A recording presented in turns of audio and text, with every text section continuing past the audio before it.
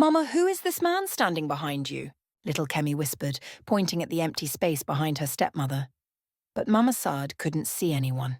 What Kemi saw that night would change everything, because the handsome stranger who had been visiting their compound for weeks, the one who promised to marry her despite her shaved head and scars, was not human at all.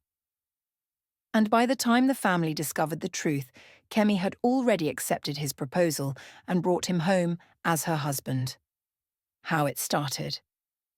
The razor blade felt cold against Kemi's scalp as Mama Said dragged it across her beautiful hair.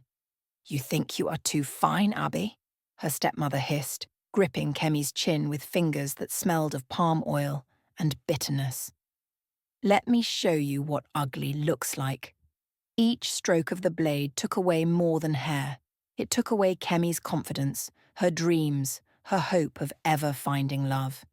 The other girls in Ogbokolo village would point and laugh as she covered her bald head with old wrapper cloth, her once smooth skin now marked with the tribal scars Mama Sade had carved with a broken bottle.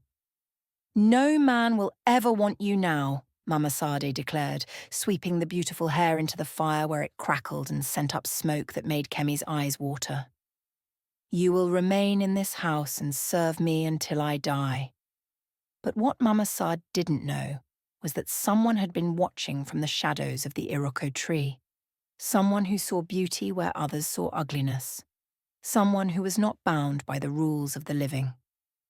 That night, as Kemi wept beside the dying fire, a gentle voice whispered in the darkness, "Don't cry, beautiful one. I have been waiting for you." She looked up to see the most handsome man she had ever laid eyes on, his skin glowing like moonlight, his smile promising everything her heart had ever desired. But why couldn't the goats see him? And why did they keep running away whenever he appeared? His name was Emeka, and he appeared every night when the compound grew quiet, tall, dark, and handsome beyond words, with eyes that seemed to hold all the stars in the sky. "You are the most beautiful woman in all of Nigeria," he would whisper to Kemi as she sat by the dying embers, her scarred face glowing in the firelight. "But look at me," Kemi would protest, touching her bald scalp. "I am nothing but ugliness." "Beauty comes from the heart, my love," Emeka replied, his voice smooth like honey from the oldest tree. "And your heart shines brighter than the sun." Night after night, he courted her with sweet words and promises of a life filled with love and children. He brought her gifts, the most beautiful jewelry that sparkled like diamonds, clothes finer than anything sold in Makurdi market, perfumes that smelled like flowers from paradise. But there was something strange. Whenever Papa came home late from the Palm Wine Bar, he would walk right through the spot where Emeka sat. When Mama Sade screamed at Kemi for talking to herself, Emeka would just smile and say, "She cannot see what is meant for your eyes alone." The chickens would not come near when he visited. The dog, Bingo, would whimper and hide under the kitchen table. Even baby Tunde would cry whenever Emeka reached out to touch him. "Why does everyone act strange when you are here?" Kemi asked one evening. Emeka's perfect smile never wavered. "Because they are jealous of our love, my queen. But soon, very soon, we will be together forever." Then he dropped to one knee and pulled out a ring that glowed with its own inner light. "Kemi, will you marry me? Will you come away with me to my village where no one will ever hurt you again?" But as she reached for the ring, she heard Papa's voice calling from inside the house. "Kemi, who are you talking to out there? There is nobody in this compound." "Yes, yes, I will marry you," Kemi whispered, slipping the glowing ring onto her finger. The moment it touched her skin, a strange coldness spread through her body, but she was too happy to care. The next morning, Mama Said noticed the ring immediately. "Where did you steal this from, you useless girl?" she demanded, grabbing Kemi's hand. But the moment her fingers touched the jewelry, she screamed and jumped back as if burned. "Kai, this ring is like ice." "My husband gave it to me," Kemi said proudly, forgetting herself. "Husband? What husband?" You have been talking to yourself like a mad woman. Mama Said slapped her hard across the face. Take off that cursed thing before it kills us all. But the ring would not come off. No matter how hard Kemi pulled, it stayed fixed to her finger like it had grown from her bone. That afternoon, old Mama Ngozi, the village medicine woman, came to fetch water from their well. Her ancient eyes fell on Kemi's ring, and she began to tremble like a leaf in Harmattan wind. "My daughter," she whispered, pulling Kemi aside. "Where did you get that ring?" "From my husband-to-be. He is coming to pay my bride price next week." Mama Ngozi's face turned white as chalk. "Describe this man to me." As Kemi spoke of Emeka's beauty, his glowing skin, his sweet words, the old woman's trembling grew worse. "Does he come only at night? Can others see him clearly? Do animals run from him?" "Yes, but—" "My child," Mama Ngozi grabbed her shoulders, "you are not engaged to a man. You are engaged to something else entirely, something that should not be walking among the living." But before she could explain further, a cold wind began to blow and Emeka's voice whispered in Kemi's ear. "Do not listen to the old fool. She wants to steal your happiness. Why was Mama Ngozi so afraid? And what did she know about Emeka that Kemi didn't?" The wedding preparations began that very week. Emeka appeared with 20 men carrying bags of money, yams, palm wine, and the finest wrappers Kemi had ever seen. But something was terribly wrong. Papa counted the money 3 times, his hands shaking. "This money. It feels like paper in the morning, but heavy like real naira at night," he whispered to his wife. The yams looked perfect under moonlight, but when the sun rose, Mama Sade found them rotting and covered with maggots. The palm wine tasted sweet when Emeka's people poured it, but it left everyone's mouth bitter and their stomachs sick. "We cannot accept this bride price," Papa finally declared. "Something is not right about this man and his people." But Kemi was already under Emeka's spell. "If you don't let me marry him, I will kill myself," she screamed, and strange winds began to blow through the compound, knocking over pots and scaring the children. That night, Mama Ngozi returned with the village pastor and 3 other elders.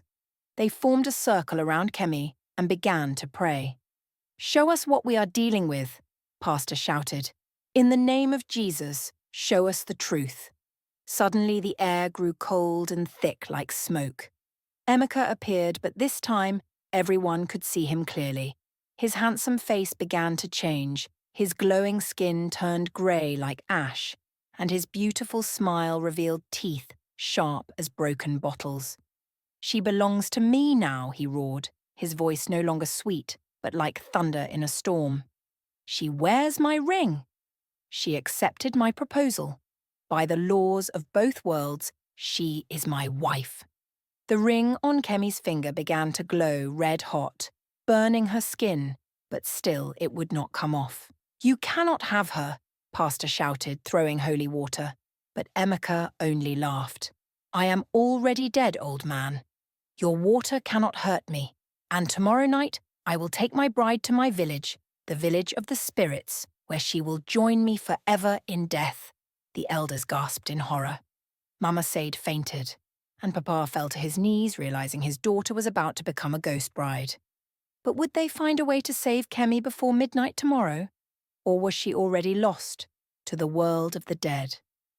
The next morning, the entire village gathered at Mama Ngozi's shrine. Kemi sat in the centre, the cursed ring now burning black marks around her finger, her skin growing paler by the hour. "There is only one way to break a spirit marriage," Mama Ngozi announced, her voice heavy with sorrow. "The girl must choose love over fear, truth over lies, and she must be willing to sacrifice what the spirit values most." "What does he value most?" Papa asked desperately. "Her beauty, her life, her soul." The old woman turned to Kemi with tears in her eyes. "My child, you must reject him completely, even if it means losing everything, even if it means—" She paused, unable to say the words. As the sun began to set, Emeka appeared one final time, more beautiful than ever. "Come, my wife. It is time to go to my village, where you will never be ugly again, never be hurt again."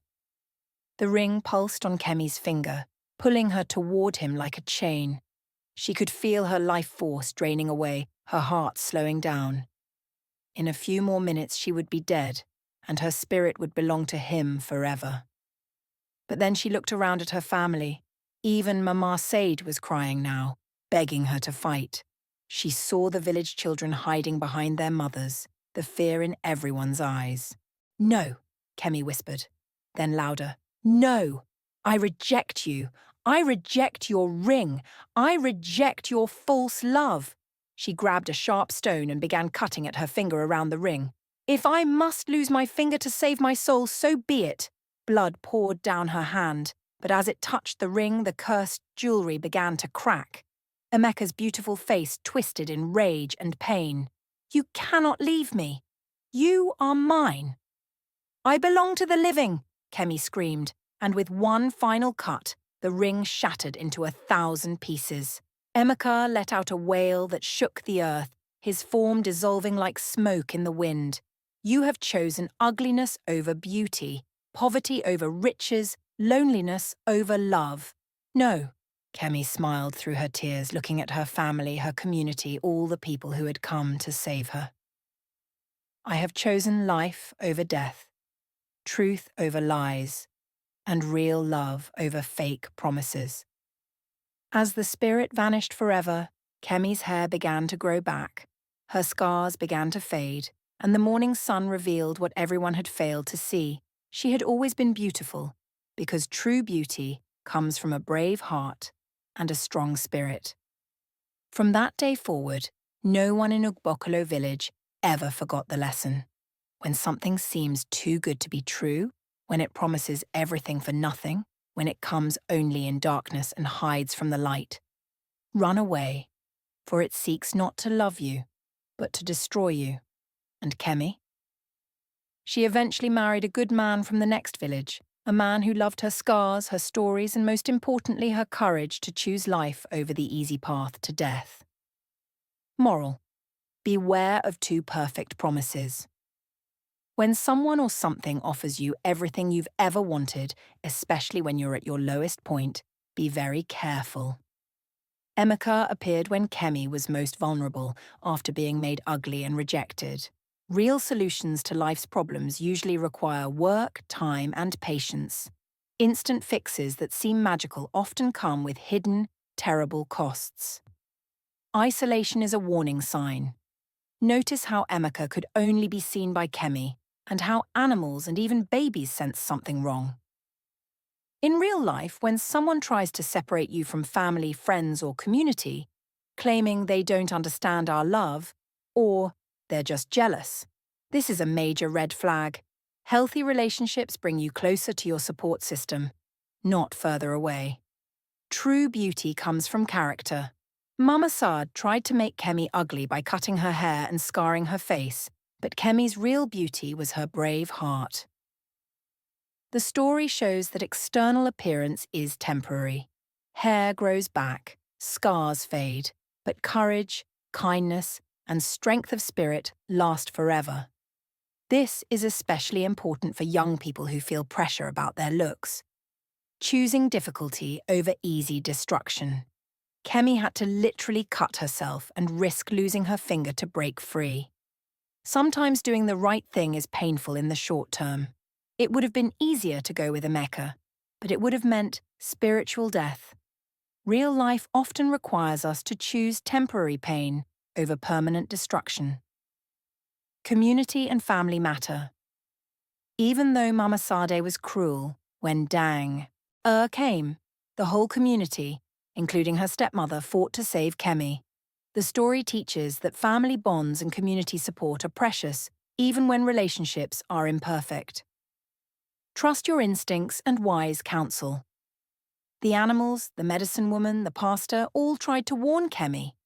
When multiple people you trust are concerned about someone in your life, listen. Love shouldn't make you ignore wisdom or gut feelings. This story is particularly relevant today with online predators who target vulnerable young people, Abusive relationships that start with excessive flattery, get-rich-quick schemes, anyone who tries to isolate you from family and friends, and social media creating pressure about appearance and lifestyle.